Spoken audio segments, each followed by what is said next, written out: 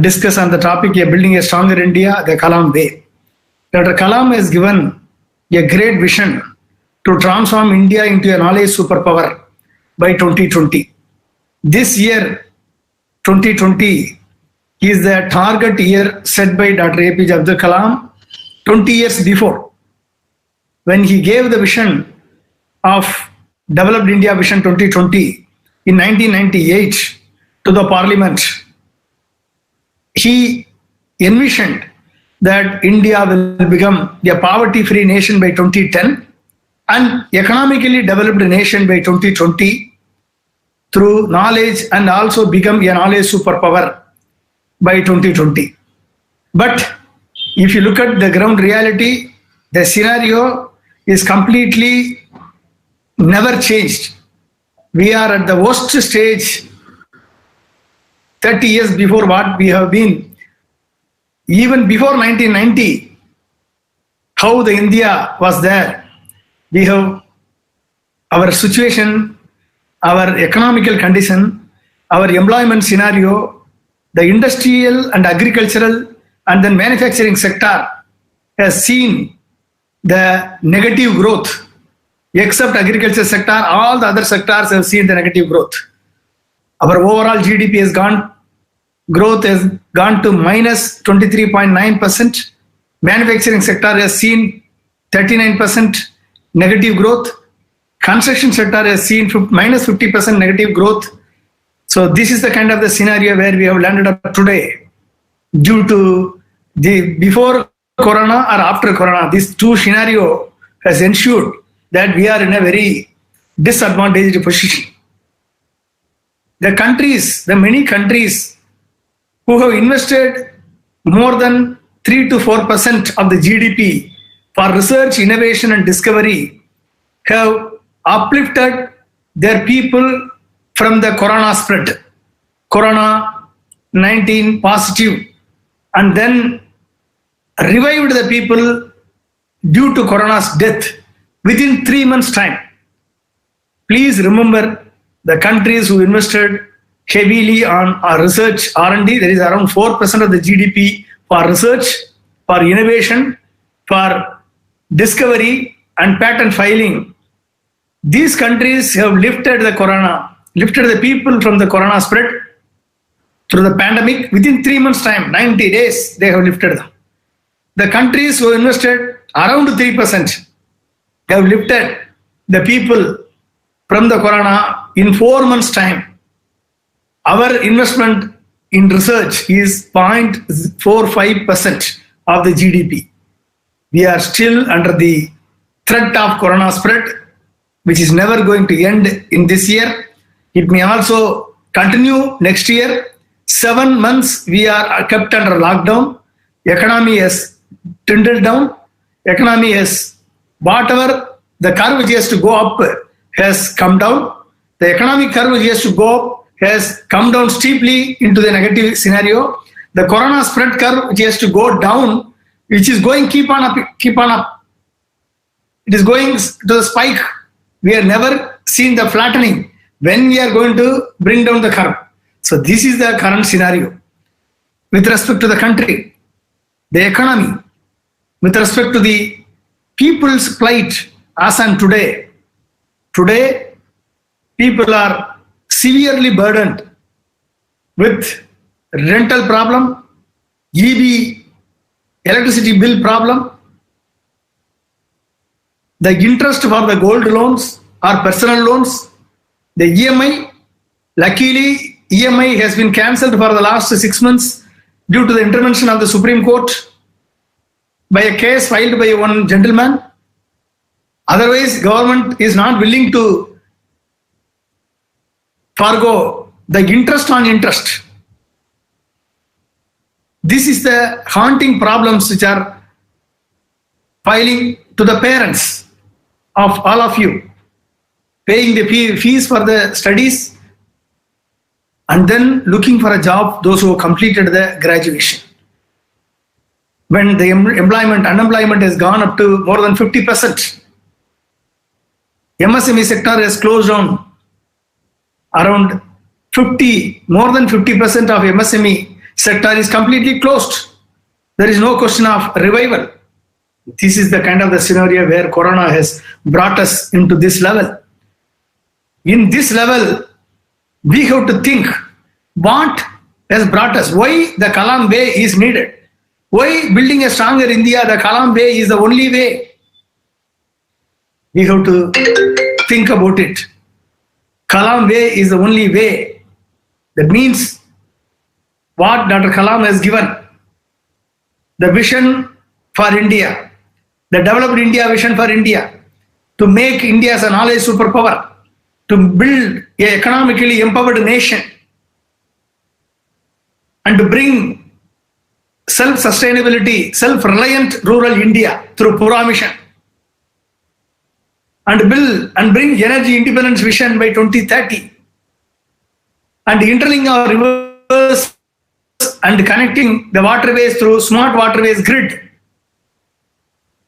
These are such a visions given by Dr. Kalam. Last 20 years, whichever the government has assumed power, have never been able to attain the 10% of the GDP growth rate in all the three sectors of the economy: agriculture, industry and manufacturing, and then service sector. These three sectors of the economy, they are not in a position to bring the GDP growth rate for up to 10% for continuously for the next 10 years. If the country is working for the 10% growth rate for continuously for next 10 years, then only they can able to make India as a developed country. Last 20 years, the policies pursued by the successive governments who ruled India for the last 20 years could not achieve or envisioned as a making India as a empowered, developed, economically empowered nation, a developed country. They could not do it. That means the policies adopted by their own manifesto is failed. The policy adopted by their party manifesto is failed to produce the expected result. They are not in a position to make India as a developed country. They are not in a position to make India as an economically empowered nation. They are not in a position to make India as a knowledge superpower. When in 1980, the foreign exchange reserve, what India had is only $7 billion in 1980. At that time, China's foreign exchange reserve is only $2.5 billion, which is 2 times less than India's foreign exchange reserve. In 1990, the only one theme that China took is manufacture locally, market globally. Manufacture locally and market globally. This is only one theme that China has taken as a mantra. This one theme, they thought about it, they evolved policies, they allocated budget to achieve this one dream. They invested heavily, around 2.7% of the GDP, China's GDP, for research, innovation and discovery. Nearly around 3% of the GDP they invested. They built China as a manufacturing hub for the world. The entire world relied China for manufacturing cheaply, with quality, with volume, in a competitive way. A competitiveness is nothing but making a product and systems and services just in time available when the market is needed, producing quality products and systems, and then delivering in an affordable way. These are the 3 qualities which are the hallmark of the competitiveness. The competitiveness is the key for making any country as a developed country. China has focused this competitiveness and then ensured that China has become a developed country and comparable to any other country. With reference to the US, China, very soon it is going to make, instead of dollar as an international value currency, China will make their currency as their value for international currency. That is the kind of the scenario that China has moved in. In 1990s, what China pursued, if India followed Dr. Kalam's policy, if India followed the Developed India Vision 2020, if India followed what Dr. Kalam has envisioned for rural transformation through Pura Mission for bringing self-reliance in the rural areas, what Dr. Kalam has given the Energy Independence Vision 2030 to make economy stronger. If the successive governments followed Dr. Kalam's policy, India would have been a stronger India, economically empowered India, a knowledge superpower, a developed country by 2020. This never has happened. This is the problem today. Whatever I have enlisted in the beginning of my talk, where we have been landed, where we have been brought in. Before Corona itself, our economical growth is dwindling down. For consecutively 8 quarters, our economic growth has come down from 7% to 3.1%. Now, after the Corona, COVID-19 infection spread, for 7 months, country is locked down. Now we have every sector we have gone down. This is the kind of the scenario. So the only hope, the ray of hope, is to invest heavily on research, innovation, and discovery to make India as Atmanirbhar Bharat. What our Prime Minister has said, if he is true to his speech, if he is true to his words, to make India as a self-reliant country, then he should invest 3% of the GDP over the next 10 years down the line to make India as a self-reliant country. India has to invest 3% of the GDP. This is the first action need to be done. The second action need to be done. India has to garner around 50 lakh crore of rupees to revive our economy, which has seen the negative growth, which has fallen down heavily. 50 lakh crore is the need of the hour. What they will do with the 50 lakh crore? We will create a 50 lakh crore in 1 year or within next 2 to 3 years down the line. Is there any way? There is a way. If you think there is a way, once we get 50 lakh crore, I will come to that. How do we generate the 50 lakh crore? If we get 50 lakh crore budget, the country, India should enter. India should first remove the extractive policies through tax regime and enact inclusive policies for sustainable development. So this is the first step. They have to remove the extractive policies, which is thrusting the people on GST. All the extractive policies have to be removed. They have to regulate. They have to bring down the GST and then enact inclusive policies for sustainable growth. This is the first step.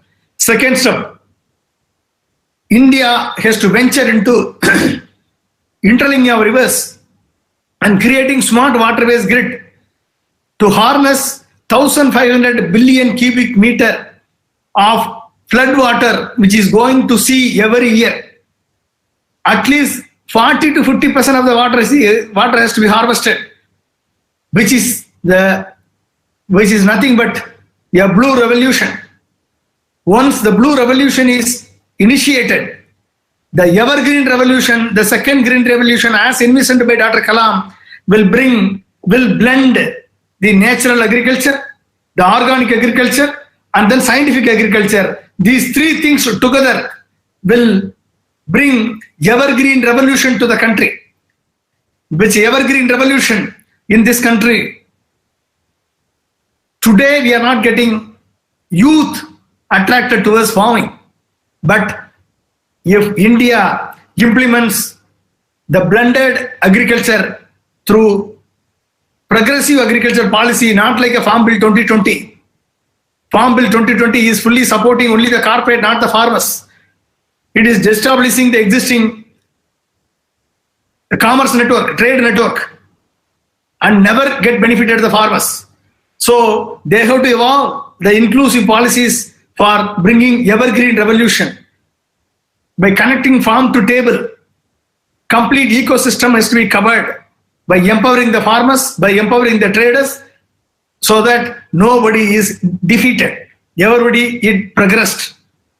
That is the kind of the farm bill has to be evolved to build a stronger India.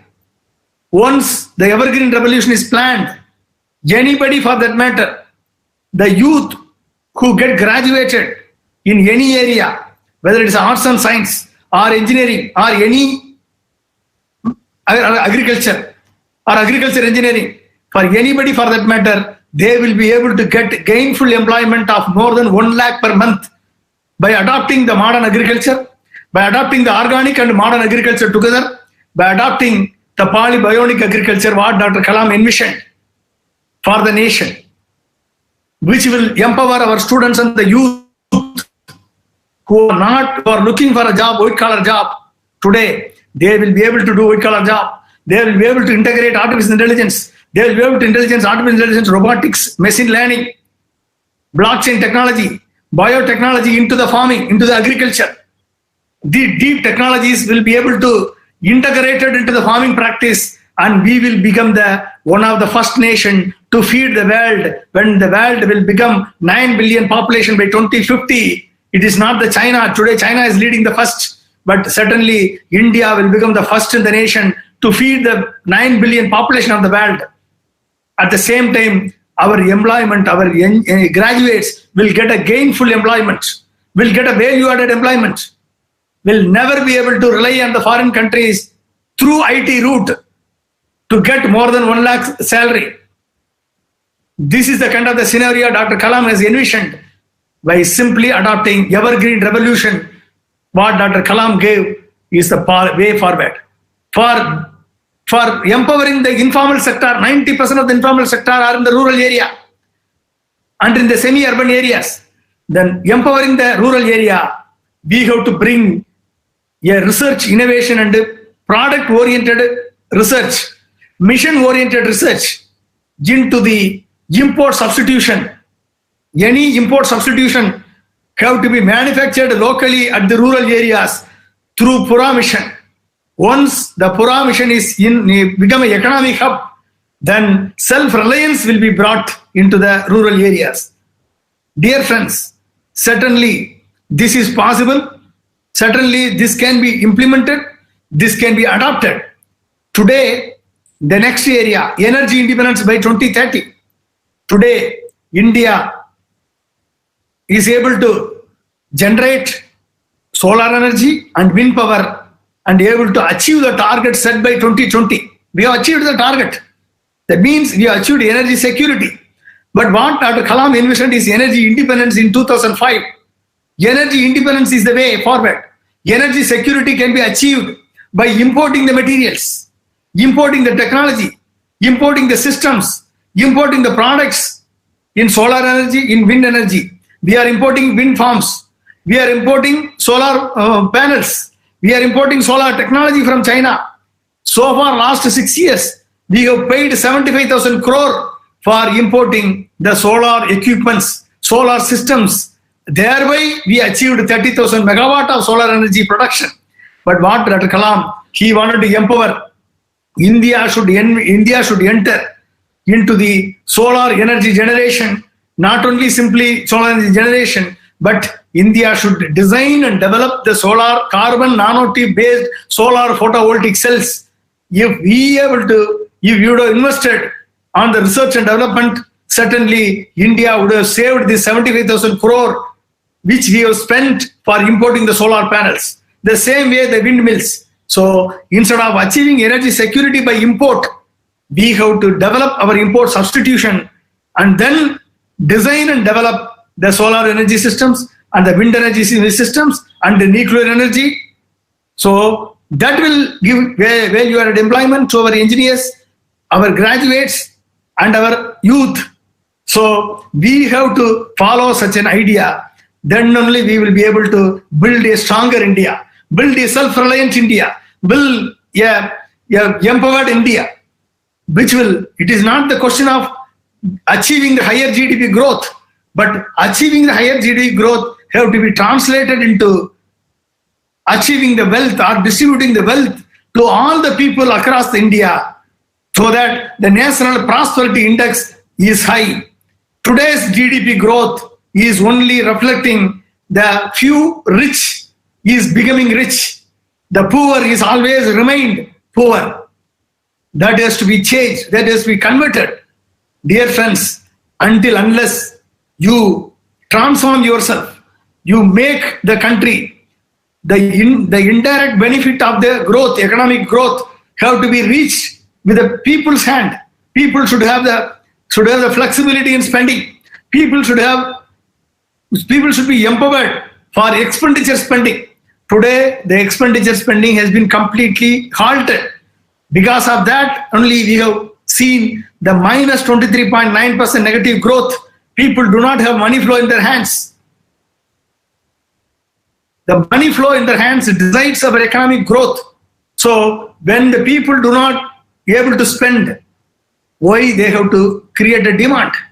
When there is no demand, there is no supply. We can't produce. When the demand has to be raised, when the people will get a money flow, that means government should inject infrastructure spending. The infrastructure spending have to be directed towards building the interlink of rivers, which will empower all the economy. It will empower the agriculture sector, which will empower the manufacturing sector, which will empower the industrial sector, and also which will empower the service sector, and will give employment, and many entrepreneurs will come together and will start the enterprises. That only will make the money flow into the hands of the people, which will lead them to expenditure spending. That expenditure spending will empower the economy, and that economy growth will directly reflect the national prosperity index of the nation. So Dr. Kalam has given a proper roadmap and a milestone for the developed India, the building a stronger India. So that kind of a scenario, that kind of a situation, that kind of the policy have to be adopted by the government of India.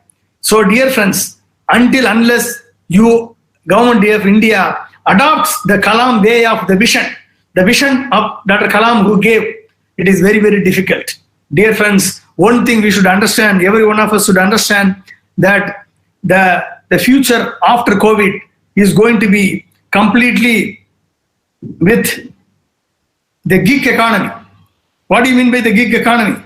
The gig economy is nothing but promoting more online kind of a job. That means